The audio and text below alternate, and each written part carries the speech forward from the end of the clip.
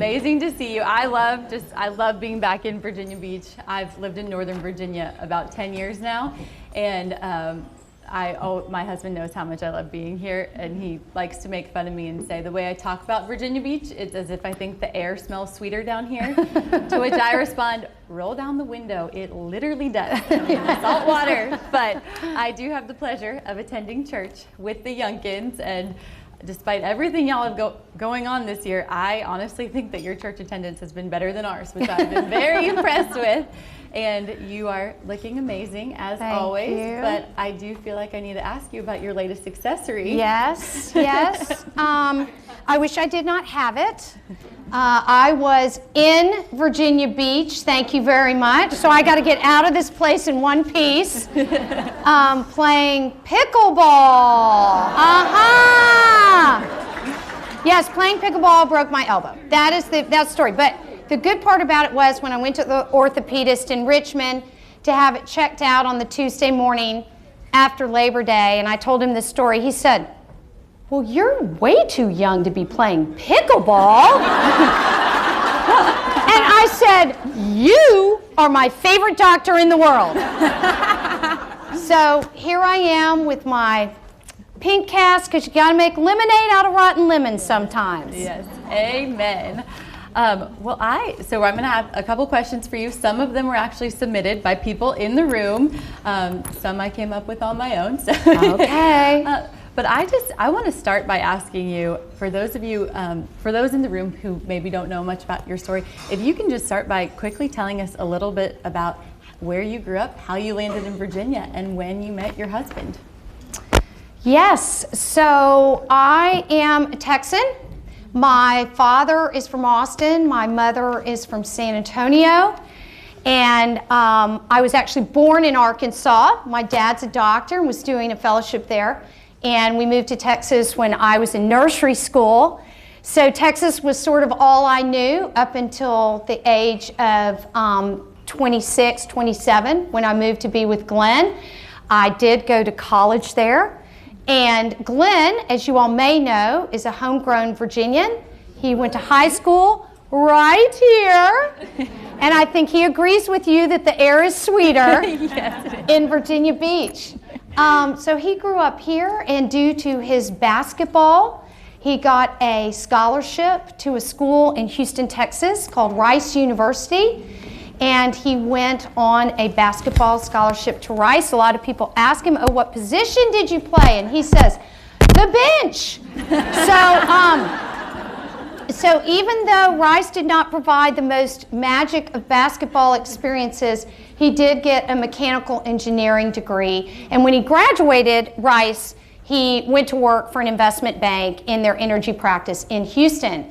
I graduated from college, moved to Houston for a job. We were actually in a bar. Yes, we were. He's like, don't tell people that. I'm like, why? People go to bars all the time. So anyway, we were in a bar, and his best friend and best ended up being our best man in our wedding. We had a mutual friend. He introduced us.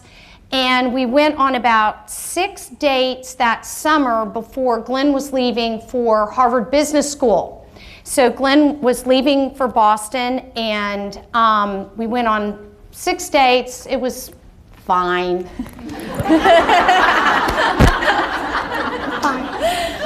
But he is a persistent character, if you have not noticed from watching him in public life. And so he was just very persistent. And we courted long distance. I would go to Boston for things. He would come to Houston for some things. And he asked me to marry him that next summer. And I remember when he asked me, I said, I will marry you, but I need to move to Boston and make sure that this is going to work out, basically. So I did. I relocated to Boston, Texas girl going to Boston. I got a job up there and worked for the Massachusetts Division of Energy Resources.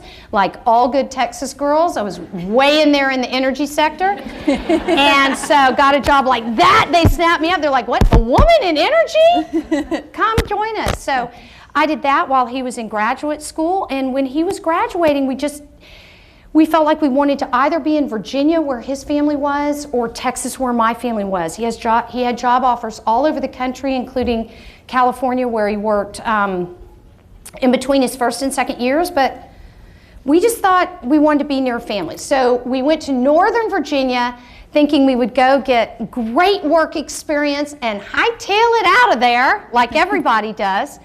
And we have inevitably build, God had different plans. We built our married life there together. We had a small hiatus from Virginia from 1999 till 2006. Glenn went to work in London, England.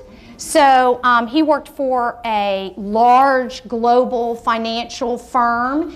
And so we got transferred to England. Our 2 youngest children were born in London, and those were very, very special years for us. But we moved back to Northern Virginia in 2006. I stopped working when our second child was born. So we have 4 children, like you mentioned, Abby, 25, 22, 21, and 18. So when our second was born, I decided to stay home, and I've been home ever since. Yeah. So I want to fast forward almost 30 years of marriage later. Your husband comes in and tells you that he wants to run for the governor of Virginia. Yes. I want to know, what was that conversation like, and what was your reaction? So I'll set the stage. So it's 2020, and we're all finding ourselves, I know every woman in this room found themselves in a pinch, right? So you had a lot of people relying on you, children, parents, co-workers, extended family. Very, very hard time for women. I think we picked up a lot of pieces in those months.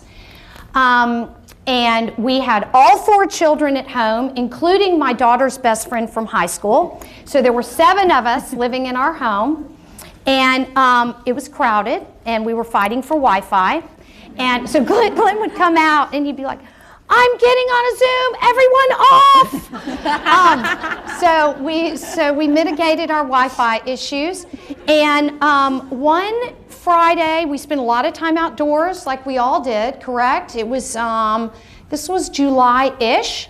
Glenn was going to be celebrating his 25th year with the firm that he worked with, the Carlyle Group, at the end of that month. Really exciting anniversary. And at that point, in addition to being in London, he had held a number of positions in the firm. He'd really grown up in it.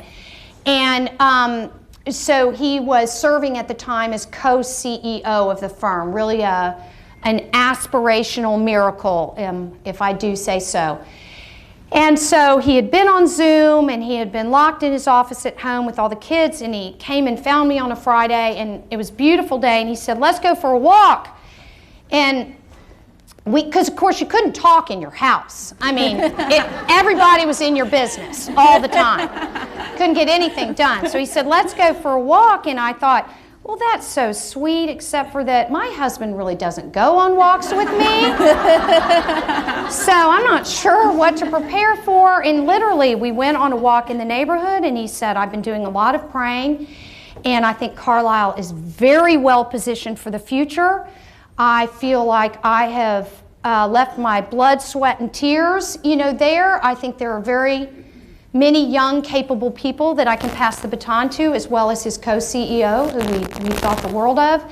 And he said, I am going to call the 3 founders of the firm tomorrow, and I am going to retire.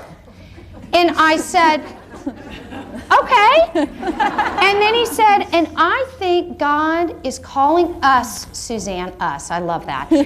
God is calling us, Suzanne, into bigger things. And I said, okay, bigger things, like what? And he said, I really think that I should run for governor. And I said, you are having a midlife crisis. I said, I've heard about these, and they are not pretty. And I said, oh, no. I said, all right, look, we're in life together. I said, fine, retire. I'm proud of you. God has blessed us richly. You have many talents. There are very few human beings who get to have multiple careers. I mean, that's a life bucket list that almost no one gets to check the box for, right? You're still healthy. You have the resources. I said, but this other thing, no. And so I said, look, here's the thing.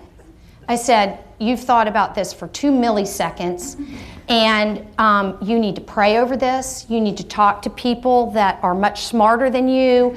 You need to seek wise counsel. And I said, so I want you to promise me that between now and year end, mind you, it's July, that's not that long. I said between now and year end, you will not make any decisions, but you will open yourself fully to voices outside of me and this calling that you have, and you will listen intently, and you will decipher and discern, and I will join you in prayer, and I will join you in prayer. And so he did that. The next day, he called the 3 founders, and they convinced him to stay on through the end of September, just as a transitional component. And he got in that car, and he started driving all over Virginia, and that's what happened. And then he decided, thank you very much, that he was going to, he really felt like this is what he wanted to do. And so in January of 2021, he announced his campaign. Yeah. And when y'all jumped in this race, and I say y'all because it's not just him, you are very much in that with him. But when y'all jumped in the race, it did not look likely like a Republican was going to win a statewide race in Virginia. And even the GOP primary was not a sure thing. So how did you lean on your faith during the uncertain times of the campaign season? Yes. So if I'm honest with you gals, which I normally am honest, we really felt like the country was in a little bit of a trauma. So we were coming out of the presidential election, which was frankly just very vicious and very inconsistent with what we felt like leaders should be talking about and focusing on, and how people should treat one another. And so our whole mission in Glenn running was, well, he likes to win, right? So I knew he wanted to win. But we agreed that the goal was just to do things differently. And that if we could get through 9 months avoiding horrific name calling, avoiding very vicious attacks on people, listening to people, understanding their needs, and really trying to espouse sort of common sense ideas that were applicable to the majority, right? Not running to the issues that divide, but talking about things that we all care about. Things like safety in our communities, education for all, for opportunity, reducing the cost of living, particularly for those living in poverty, raising up persons in poverty. Then it was missional in intent. So if the purpose was just to do things in a more caring way, we thought, why not? I mean, if you lose, you lose. We really didn't have anything to lose, if you will. I think Glenn just wanted to do it slightly differently, and I think, except for a very few times where skis sort of went downhill before we really knew what was going on, I'm proud of the way he conducted himself during that 9-month campaign. Mm-hmm. So.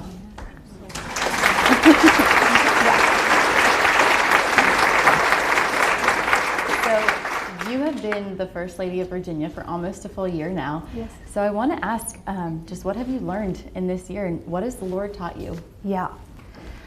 The Lord has taught me that He is full of surprises. That's what the Lord has taught me. Nothing about this fits into anything I ever thought I would be doing. B is markedly comfortable. I get emotional talking about it. C is easy, and when I say that, it's just that I'm constantly having to go to God for reassurance, constantly. And so that's what I say about not easy. Being with you lovely ladies drinking wine is very easy. Having this distinct privilege is something that is, as someone asked me today, how does it feel? It is completely surreal. That is all I can say. I wake up in different beds all the time, in the middle of the night, and I cannot believe what is unfolding in front of me. And our lieutenant governor tells this wonderful story about a man that she heard speak at a conference. And it was this very high, and you'll see where I'm going with this. It was this highfalutin conference, and he came up to the podium and he paused and he put down his coffee cup and he said, let me tell you a quick story. He said, a year ago, I was an elected official and I came to this conference and someone bought my airplane ticket and they picked me up at the airport and they put me in a nice hotel and they brought me coffee in the morning and they escorted me to the podium and they gave me my talking points, etc. And he said, this year I'm not that person. And I bought my own plane ticket and I drove my own car here and I got in my hotel room and I poured myself this cup of coffee. And he said, so his point was that what was revered in that moment and what was being served in that moment was the position. It was not him as a human being. So I feel very, very strongly that being the First Lady of Virginia is one of the most anointed positions any woman could ever be in. The leaders of this nation walked in my shoes. And I am so extremely humble about it and so extremely in awe of the position. And I know that my little season of life here is very brief, and it was brought on by forces that are much more powerful than me. And I'm really enjoying every single minute of it. I really am, and I'm really trying to be very brave. Yeah. So, yeah. And I know that you're just a year into this role, but along those lines, what do you hope your legacy is as the First Lady of Virginia? I jokingly, when Glenn took this position, we were just drinking from the fire hose. I had never been, I will admit, I had never been to Virginia's capital before. Like, how embarrassing is that? I didn't even know what the executive mansion looked like. I thought it looked like the White House. Hello, it's not white, it's like, mansion beige, it's mansion beige. So, which I have learned. You too can have it in your home. Anyway, I think that, a lot of people asked me early on, well, what is your platform going to be? And my head was spinning in so many things. I said, my platform is to do every single thing for my husband and his family so that he can be governor of Virginia. And if I'm honest, that's a full-time job.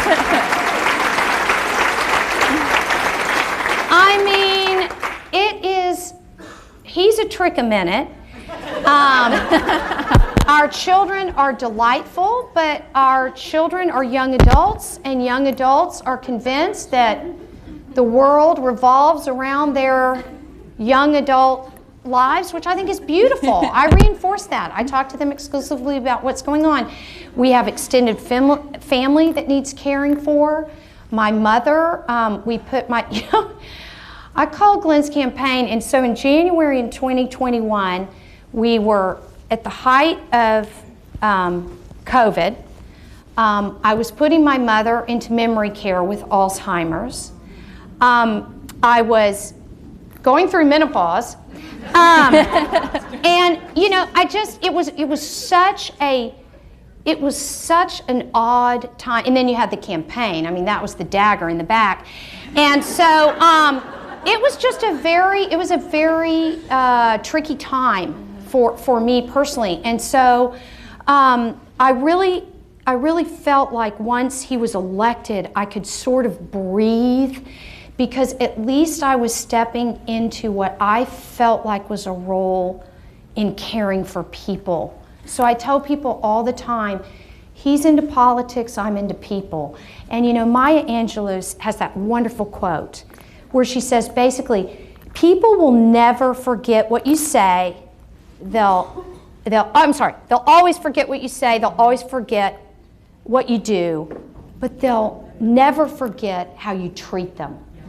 And so if I leave one thing on the table at the end of this, if there are people in places all over the Commonwealth that simply say, I met Suzanne Youngkin, she cared about me, and she was really nice, then I think I will have done my job. So. Well, I would definitely say that. Thank you. Thank you. I also want to ask you, you have raised 4 children. You still, I think your youngest is a senior in high school, as yes. you said. I have 2 toddlers. I'm honestly terrified about what's going to happen when they go to school and all of the wild things that they're going to deal with. I know there's a lot of mothers in this room with kids of all ages. And just what advice do you have just for how to talk to your kids about things that they're dealing with in school, whether it's different fears, different things that they're learning that you might not agree with? How did you handle those situations with your own children? Gosh, wouldn't it be great if we had a little laminated card we could pull out, and say, these are the things to do and don't to do. I think I'll give you some just overarching things that Glenn and I committed to. We have been extremely blessed in our marriage that we, by and large, have been able to put on a united front with these children. So any disagreements, any disagreements that we have over parenting, a way to approach something, we are very intentional about talking about it behind closed doors. And we don't have any problem agreeing to disagree. So I'll be like, well, I totally disagree with you. And he will say, very smartly, I hear you. And so we will do whatever I want with the children. No, that's not true. But oftentimes he has very good divergent views. So we figure out what we're going to say to that child in that moment, and then we're united. There's no, well, I'm going to go tell dad, or I'm going to go talk to mom. Now, we're very blessed that way. I know that not every woman in this room has a partner who is either readily available or at home or with you or supportive. I get that. But to the extent that you can find someone, a grandparent, an aunt, a godparent, who's kind of willing to stick there and be your united front, I think that's very important. Glenn and I we did not talk at our kids about faith. We did not, say, well, this is the example that Jesus set in the Bible, and therefore we think you should do this. For us, we felt like they needed to meet Jesus in places when they were ready. But we were very stalwart in saying repeatedly, well, honey, if I were in your situation with that friend, then I would pray for her. because I think she's going through something difficult with her family that you can't understand. And I think you should have empathy for her and pray for her. And so we would constantly remind them that we were always looking to a higher power for help. And I think they found comfort in that sometimes where they just did not know where to turn. The other thing was that church was a non-negotiable for us.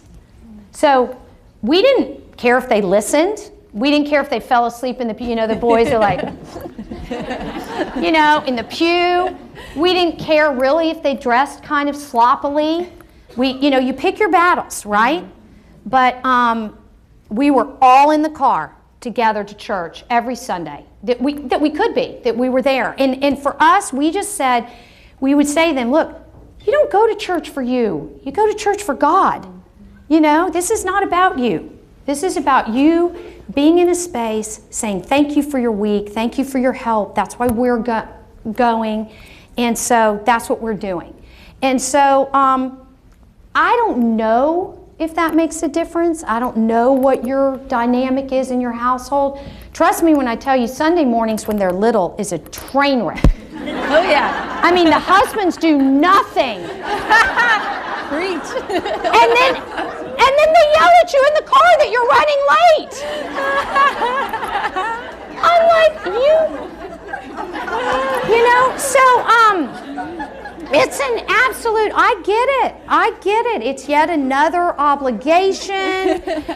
There's, you know, moaning and groaning, but that was something that was just a non-negotiable for us. And so once kids are in routine, they, you know, they sort of fall into those routines.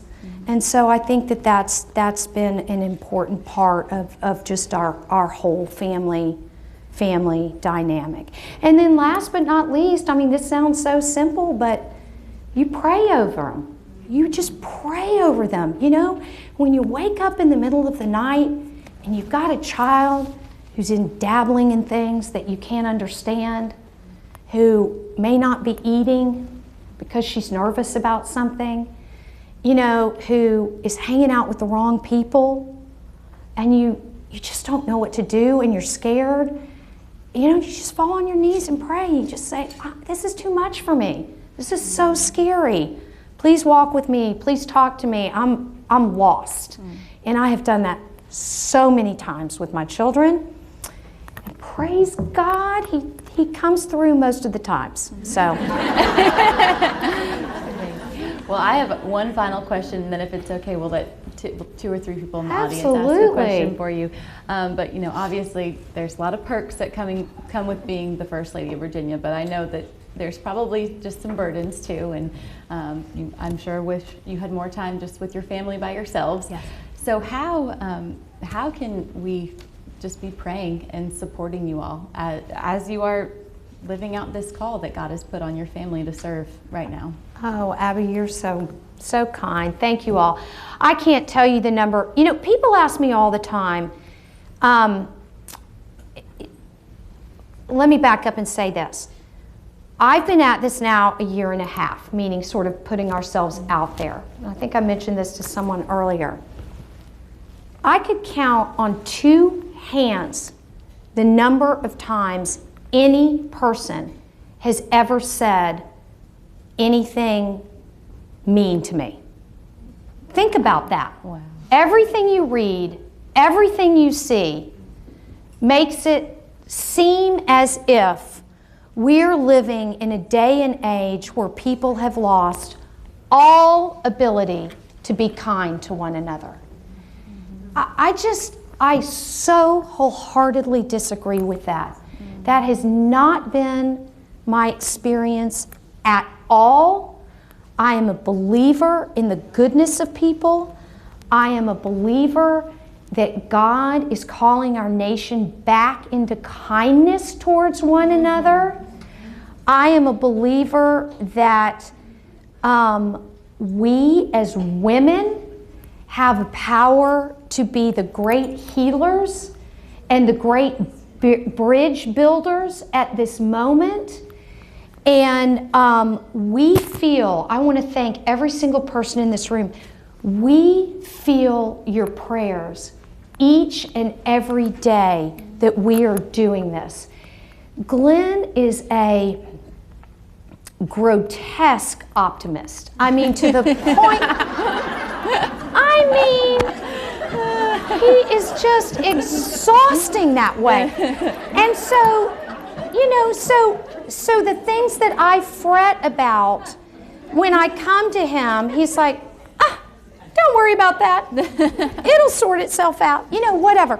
And that is because there is a army of people across this nation. I mean, we have people send constituent services, prayers for us and our children from places all over the world in different languages.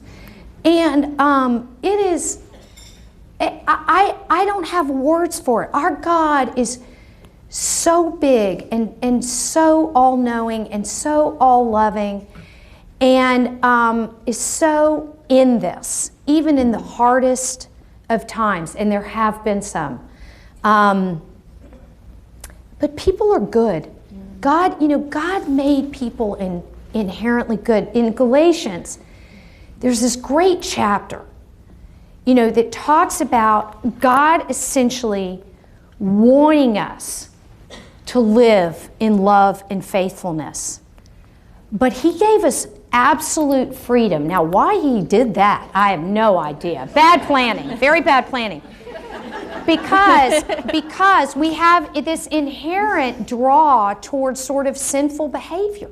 We just do. I mean, I have it every single day. And so we live our lives in tension between covetousness and a lack of security. I mean, the number of times I stand there and shake and I think to myself, oh, Suzanne, you're supposed to be faithful and strong. And, so we live in this tension, and he designed it that way. So we can't beat ourselves up over and over because we fall into this human nature that he put in us. Again, bad plan.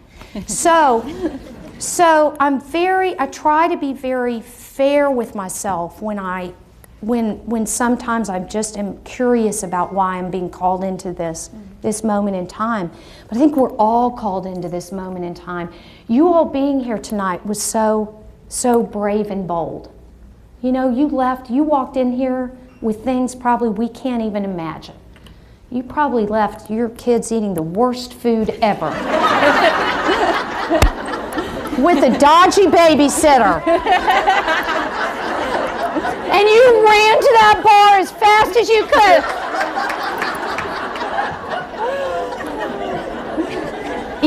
And your partner said, oh, I'll be home to take care of them. I know that I just know that life is a journey, and life is a complicated hopping from one stone to another so that you don't fall into the abyss. But if there's one thing that I just want to do tonight, it's to say thank you. Thank you for being here. Thank you for sisterhood. Thank you for listening. And thank you for everything that you do every single day to make God's glory evident in the world around you. So there's a great book. There's this hilarious author. Her last name's Schenkel. Remember that. She's a Texan, of course. And she writes this book called The Church of the Small Things. And it's a whole book, chapters, written about the little bitty things that we do every day for one another that are our church. And you know what? If you just go back to that, if you can't get there on a Sunday morning for whatever reason, or you're not ready to do that, that's okay, because you're living out your church every single day in the little things. And God loves that. And I love that. Thank you all for being the women that you are. So, yeah. Would you be okay with that? Sure. Okay. Sure. Now, is there anyone in the audience tonight who would like to ask a question? Oh, come on, I couldn't have been that thorough. Well, I don't really have a question to ask, but I just wanted to tell you that what a blessing you are. I mean, an amazing blessing to Thank you. me personally, to all these women in this room, I can imagine. And my dream would be Youngkin for president. Oh, no.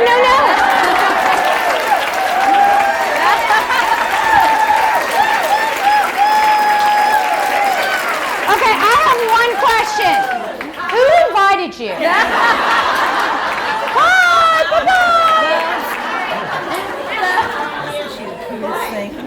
You are what this country needs. Thank you. Thank you very much. Thanks. Glenn's really busy and really loving his job. And he's term limited. So this room over here couldn't hear, but we had a comment that we have a dreamer for Youngkin for president over here. So. No, thank you. No. And did I see, was there a question? Okay. I was just thinking, in all of this, I'm just in such admiration of your daily life and what it must be like.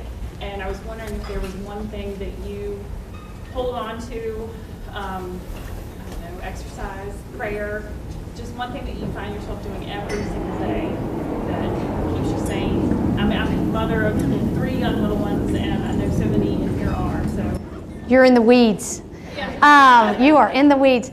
So my prayer every morning is, Psalm 18:24, where it says, this is the day that the Lord has made. Let us rejoice and be glad in it. And when I tell you I say that over and only, let me rejoice and be glad in it. Let me rejoice and be glad in it. Because there are, it's a lot. It's really a lot. I really did not want to go back to work, but now I'm back in work. So I would say, if you can, to the extent you can live in the moment, this is the pot calling the kettle black. Because prior to this, I was a big planner. I mean, I had that paper diary, and it was fired up for 2 and 3 years. I knew family vacations. I had all the dates of the kids' school. I knew what I was volunteering for. I knew this, I knew that. COVID just was the great disruptor, and then this has just only compounded that. So I really have gotten so much better at living day to day. And I go to bed at night, pray for the next day, and I try not to worry about 10 days from now, because I think we all learned. You do not know what's happening. So, that's my prayer every morning, is just to try to be joyful in that day. One thing about me is I'm an animal lover, so I ride horses, and we are blessed enough to have a farm in Northern Virginia where we live. So my escape personally was being out of doors with my animals. And that includes my dogs. I have birds. We had the, rabbit from the shelter. We had the gerbil. We had the fish tank with the betta fish that died every 6 months that had to be replaced. So, our home is full of creatures. And so for me personally, that's my thing, is I'm a creature person, and I spend a lot of time with God's creatures, and for me that's what helps. But I think for every person it's very unique. But I would say fill your home with things that bring you joy. If you're an animal person, go get the rescue rabbit. It's amazing what it can do for your spirit. You give it its fresh vegetables every day. Ours lived 10 years. And he was missing half of an earlobe. So, we take good care of our animals. But, think about those things. Think about the things that are easy lifts that bring joy into your home. Light a candle at night. I do it all the time. Do not play pickleball. No.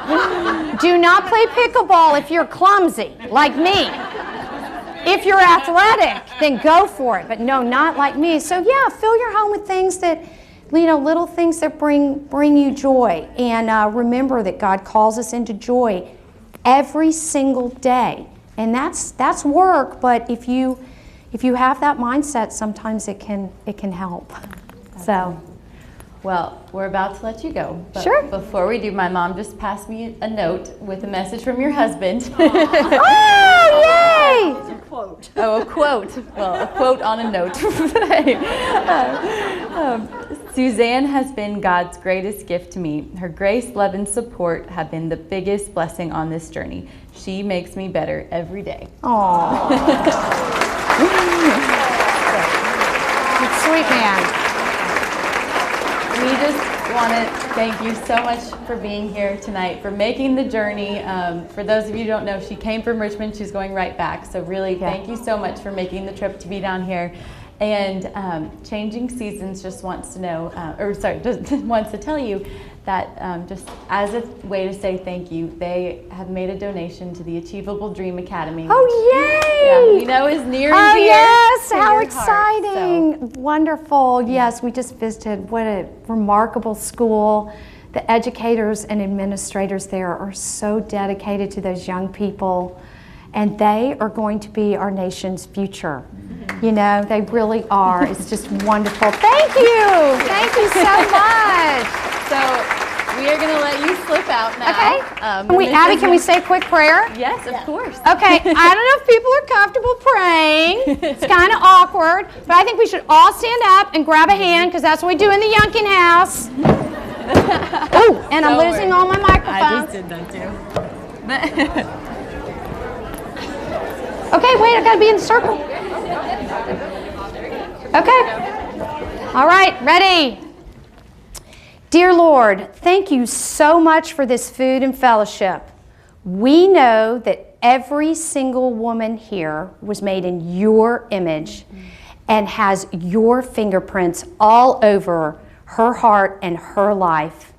We ask that they exit this place feeling your overwhelming love and approval and grace and glory in their lives. We ask for their extended families to be touched by you, and that you keep us very curious about your ways and your motives and your love for us, so that we can continue to learn, can continue to draw closer to you, and can continue to understand what it is that you have put us on this precious, precious, precious soil to do to glorify you.